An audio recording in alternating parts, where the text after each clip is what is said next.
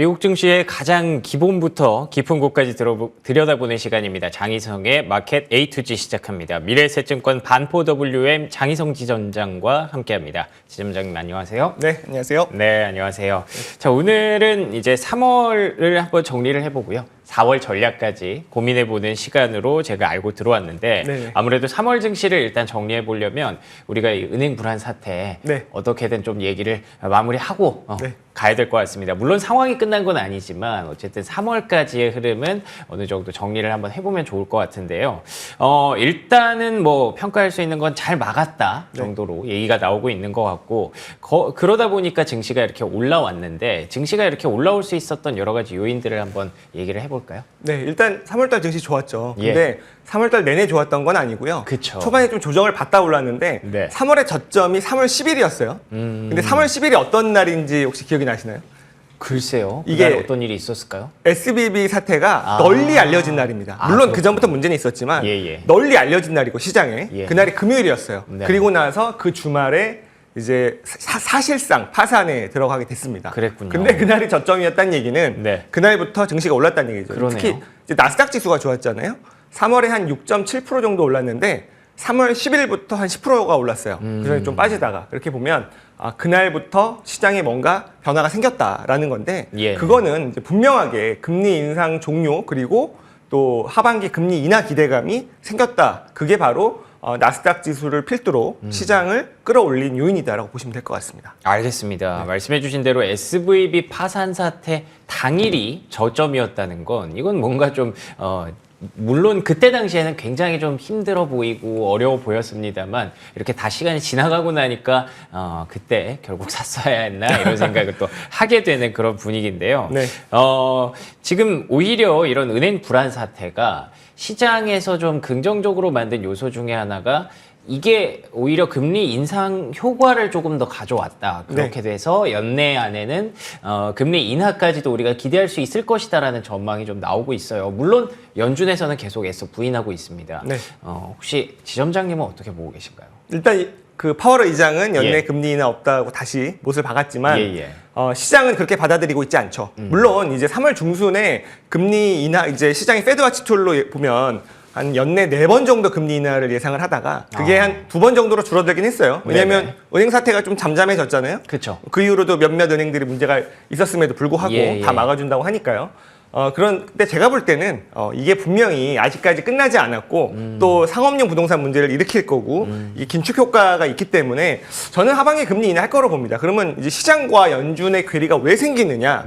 그 연준에서 이거를 뭐 안 보고 있을까요? 이게 아직 끝나지 않았고 상업용 부동산 문제로 불거질 수 있음에도 불구하고 그걸 인지하고 있겠죠. 하지만 그렇게 우리가 그게 문제여서 금리를 내릴 수 있다라고 해버리면 얘기하면 안 되는 거잖아요. 그렇죠. 경제는 심리인데 심리를 건드리면 없던 문제도 다시 불거지게 됩니다. 그래서 연준에서 그렇게 얘기하고는 있지만 시장이 그걸 받아들이지 않는 이유는 여전히 그 은행 사태발 이제 경기가 둔화될 것이고 또 약간 불씨로 남아 있는 향후 문제가 될 수 있는 상업용 부동산 문제 때문에 금리는 낮출 수밖에 없다라고 시장을 보고 있고 저도 그렇게 보고 있는 편입니다. 그게 그 빈도에 대해서는 아까도 말씀해 주셨지만 최근에 조금 줄었다라고 패드와치에서 줄었다라고 말씀해 주셨는데 많이는 못하겠죠, 금리 인하를 올해 안에? 상황에 따라서 다를 것 같아요. 한두 번의 금리 인하는 있을 것 같고요. 그리고 이게 만약에 상업용 부동산 문제가 커지게 되면 더 공격적인 금리 인하도 가능합니다만 그거를 사전에 막기 위해서 조금 이게 이런 거예요. 이게 일이 터지기 전에 금리를 내리면 조금만 내려도 되고요. 심각해진 다음에 내리면 많이 내려야 되는 겁니다. 그렇군요. 그거에 따라 달렸다고 보시면 될 것 같아요. 많이 내린다고 해서 그럼 결국 좋아할 건 아니군요. 그럼요. 그때는 뭔가 심각한 문제가 터졌다라고 우리가 인식을 할 수 있는 거니까요. 근데 상업용 부동산 얘기를 계속 해주시고 계신데 아마 전에 듣기로도 이 상업용 부동산이 문제가 생기고 이제 중소형 은행들이 이쪽에 노출도가 높아서 굉장히 좀 불안하다라는 얘기를 저희가 3월 내내 좀 들었지 않습니까? 지금 현재 상황은 어떤지 좀 궁금합니다. 그 연체율이 좀 올라가고 있긴 하지만 아직은 수면 아래에 있다고 볼 수 있죠. 근데 이게 만약에 터지게 되면 SBB 사태 이런 거, CS 사태 이런 거랑은 차원이 다를 겁니다. 훨씬 더 강력한 굉장히 메가톡급 악재가 될 수 있어요. 이게 사실 리만 브라더스 사태급으로도 갈 수 있는 재료긴 합니다. 그렇군요. 그래서 시장을 아래로 보시는 분들이 이거를 굉장히 주목해서 보고 계신 건데 저는 물론 이거를 굉장히 관리를 잘 할 걸로 봅니다만 왜 그러냐면 SBB 사태를 보시면요. 예. 은행의 부실이 어디서 나왔냐면 국채를 샀는데 그쵸. 그게 네. 미실현 손익이라고 하는 그쵸. 평가손이 난 거잖아요. 예. 그거는 돈을 빌려주고 만기까지 기다려주면 되는 거예요. 사실 그걸 못해서 이제 파산이 난 거죠. 그렇죠. 그래서 예. 만기까지 기다려주면 그 돌아오는 만기된 채권으로 갚을 수 갚을 수 있습니다. 있는데. 그렇죠. 예. 근데 만약에 자 부동산 가격이 떨어져서 대출이 부실화가 된다는 건요. 그 은행 자산이 부실화되는 거죠. 이거는 돈을 빌려줘서 해결되는 게 아닙니다. 왜냐하면 이거는 부동산 가격이 빠지면서 대출이 부실화되는 거는 네. 못 갚는 거잖아요. 그렇죠. 없어지는 돈이에요. 예. 그러면은 빌려줘서 해결이 되는 게 아니고요. 은행이 파산이 됐을 때 구제금융이 들어가줘야 됩니다. 아, 그렇군요. 네, 혈세가 들어가야 되는 거죠. 그래서 예. 완전 차원이 다른 얘기이기 때문에 그 전에 막아야만 하는 거죠. 근데 제가 듣기로는 이제 중소은행들이 상업용 부동산 비중이 좀 높다라고 들었는데 어느 정도 수준인가요, 지금? 이게 이제 상업용 부동산 대출에서요. 예, 한 예. 절반 정도를 은행이 차지합니다. 그러니까 나머지가 보험사 그리고 우리가 CMBS라고 하는 거 그리고 네네. 이제 페디맥, 프레미디맥에서 절반을 담당하고 예. 은행이 50%인데 그 중에 67%를 중소형 은행이 담당을 하고 있어요. 그러다 보니까 근데 중소형 은행이 예금이 빠지고 있죠. 예. 그러다 보니까 예금이 빠지면 대출 여력이 줄어듭니다. 그렇죠. 대출 태도가 강화되겠죠. 예, 대출을 예. 잘 안 해줍니다. 만기가 돌아오는 거에 대한 연장이 빡빡해질 수 있어요. 네. 안 해주는 것도 나오겠죠. 부실한 거 같은 경우. 이렇게 돼버리면은 이게 대출을 받은 입장에서는 못 갚으면 그렇죠. 팔아야 되잖아요. 예. 그럼 매물화가 되는 거고. 이게 매물이 늘어나면 가격이 떨어지는 거고. 이런 악순환이 될 수 있는 거죠. 그래서 이게 문제가 될 거라는 건 우리가 계속 인지를 하고 있었고 불확실성으로 남겨두고 있었는데 네. 사실 증시의 분위기를 보면 저희가 앞에서 말씀드린 것처럼 나스닥은 오히려 3월 10일에 저점 찍고 굉장히 많이 올라왔고요. 그리고 최근에 이제 4월 들어와서 시장에서는 은행권 리스크에 대해서 크게 언급을 또 안 하는 그런 느낌이 분명히 있거든요. 그러면 우리가 이제 주목해야 될 포인트들은 어디에 방점을 찍어야 될까요? 부동산 가격을 보셔야 돼요. 가격이요? 네, 왜냐하면 근본적인 원인은 부동산 가격이 떨어진 겁니다. 예. 이게요, 만약에 100억짜리 빌딩이 있다고 했을 때요, 예. LTV가 50에서 75가 나가는데, 네네. 그러면은 50억 또는 75억이 대출이에요. 그렇죠. 그럼 25억 가지고 100억짜리 빌딩을 샀어요. 그렇죠. 근데 이게 75억으로 부동산 그 빌딩 가격이 떨어지면 어떻게 되죠? 그러면은 빵원이 되는 거예요. 그렇죠. 건물주는 예. 빵원이 되는 겁니다. 이런 경우에 이제 파산이 되는 거고 그보다 더 떨어지면 60억으로 떨어지면은 은행의 대출도 부실화가 되는 겁니다. 네네. 근데 가격이 떨어지고 있는데 이게 지금 상업용 부동산 가격 지수가 고점에서 한 15% 정도 빠졌다고 하는데 예. 근데 문제가 되는 건 오피스잖아요. 지금 미국의 공실률이 16.5까지 올라갔고 굉장히 높은 거죠? 그렇죠. 예. 지역에 따라서는 20%까지 올라갔어요. 예. 왜 그러냐면 재택근무하고 있고 뭐 감원하고 있고 이런 상황이니까요. 그런데 오피스만 보면 1년 동안의 가격 지수가 25%가 빠졌습니다. 예. 그러면은 지수가 25% 빠졌다는 건요. 주식시장하고 똑같아요. 우량한 물건은 한 5%밖에 안 빠졌겠죠. 그렇겠죠. 부실한 물건은요. 엄청나게 반토막 예. 난 물건도 있을 겁니다. 그런데 대출이 50%, 75% 나가 있어요. 네. 이미 터지는 거고요. 그렇죠. 부동산이 한 20%, 30% 빠지게 되면은 네. 문제가 되는 물건들이 굉장히 많아질 겁니다. 그래서 가격이 굉장히 크리티컬한 부분이라고 보시면 될 것 같아요.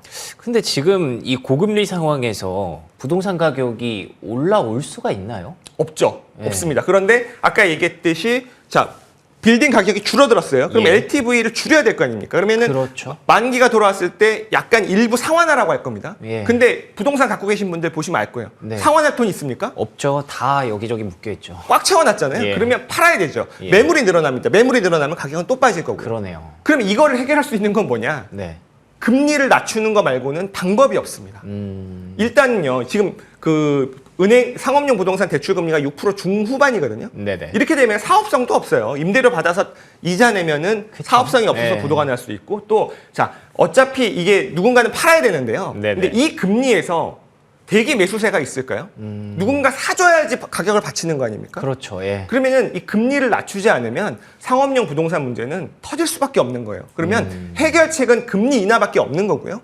그렇기 때문에 시장은 지금 강력하게 금리 인하를 전망하고 있다고 보시면 될 것 같아요. 그렇군요.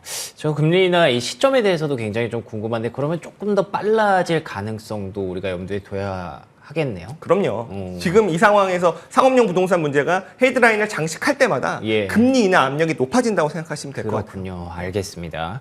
금리 인하 규모, 빈도, 그리고 시점 이런 부분들이 결국에는 상업용 부동산과 연계가 되어서 나타날 수밖에 없다는 부분이고요. 그래서 또 지점장님께서도 연내 금리 인하가 좀 불가피하다 쪽으로 얘기를 해주고 계신 것 같은데, 근데 이렇게 되면 최근에 또 유가가 올라오면서 인플레를 살짝 건드리거든요. 네. 이 부분을 또 연준에서 얘기를 할 수가 있잖아요. 네. 우리는 아직도 뭐 어려운 인플레 속에 살고 있다. 그래서 금리를 낮출 수가 없다. 이런 얘기를 또 할 수 있을 것 같은데 그 부분은 어떻게 보세요? 일단 인플레 걱정하실 거예요. 금리를 네. 낮추면 인플레 어떻게 하냐. 근데 자, 인플레를 못 잡는 거고요. 상업용 부동산을 못 막으면 이건 금융위기로 갑니다. 그렇죠. 이거를 감히 비교할 수 있을까요? 그러네요. 둘 중에 하나를 선택하려고 해도 네네. 위기를 막아야 돼요. 시스템 위기로 가는 걸 막아야 되는 거고요. 그리고 자, 은행 사태가 터지면서 일단 경기가 둔화되고 있습니다. 어제 유가도 올랐지만 ISM 제조업 지수를 보시면 쇼크죠. 그렇죠. 그러면 자, 3월 중순에 터졌어요. 3월에 CPI가 이제 다음 주면은 나오겠죠. 그렇죠. 그렇죠? 네. 근데 그것도 3월 중순이니까 온전히 반영하는 4월의 물가 이런 것들을 보면 상당히 둔화될 겁니다. 경기가 지금 이렇게 나빠지고 있는데요. 그러면은 이게 분명히 금리를 인하할 수 있는 여건을 만들어줄 수 있다고 보고 있고요. 이게 어쨌든 은행이 제대로 돌지 않으면서 돈이 네. 돌지 않으면 경기가 급속하게 냉각될 것이고, 그러면 이게 물가 걱정은 올해는 저는 안 하는 해가 되지 않을까 생각을 하고 있습니다. 많은 분들이 이제 뭐 물가 얘기, 인플레 얘기는 거의 끝났다 쪽으로 얘기를 하고 계시던데 지점장님도 어느 정도 동의를 하고 계신 것 같고요. 네네. 이렇게 그 지점장님 말씀을 오늘 좀 종합을 해보면 금방이라도 금리 인하를 할 것 같고, 그러면 이제 나스닥이 조금 더 성장주는 아무래도 금리 인하에 긍정적으로 반응할 수밖에 없으니까 계속 이렇게 좀 주식시장이 호재를 많이 보일 것으로 예상이 되는데, 시장의 전망은 좀 어떻게 보고 계세요? 일단 저는 올해는 기본적으로는 계속적으로 강세장을 보고 있어요. 예. 하지만 문제가 굉장히 큰 게 있죠. 제가 오늘 상업용 부동산 문제를 말씀드린 이유가 네네. 앞으로 이게 헤드라인을 장식할 정도로 정말 빅 이슈이긴 합니다. 그쵸. 큰 악재긴 해요. 못 막으면은 다 무너지는 거예요. 예. 그렇기 때문에 막을 거라고 보고 있고 그 방법은 금리 인하밖에 없다고 보는 거거든요. 네네. 그렇다면 자, 시스템 위기를 막아주면서 금리가 떨어지게 되면 가장 좋은 건 성장주예요. 그렇죠. 그렇죠. 근데 우량한 예. 성장주입니다. 돈이 예. 많은 성장주. 왜 그러냐면 이번에 은행 사태를 보시면 아시다시피 시스템 위기는 막아주지만 은행 주주들은 보호하지 않았어요.